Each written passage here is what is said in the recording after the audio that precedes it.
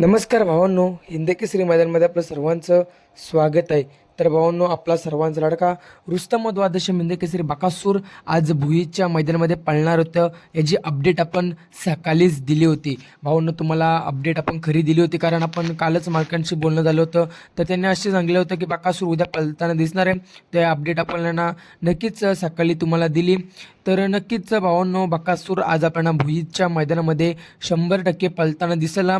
भावांनो, आज बकासूरचा पहिला नवीन चेहरा होता. तर नक्की कोणत्या गटामध्ये पळाला? तर भावांनो, गट क्रमांक 2 मध्ये आपला लाडका रुस्तम द्वादश हिंद केसरी बकासूर पळताना दिसाला. भावांनो, नक्कीच आज चांगलाच स्पीड लागला. नवीन चेहरा होता. आज देखील मामांना माहितीच आहे की आज नवीन चेहरा उजेडात घेऊन यायचा आहे. त्यामुळे मामांनी नवीन पायरा केलेला आहे. त्या पायऱ्याचं नाव काय?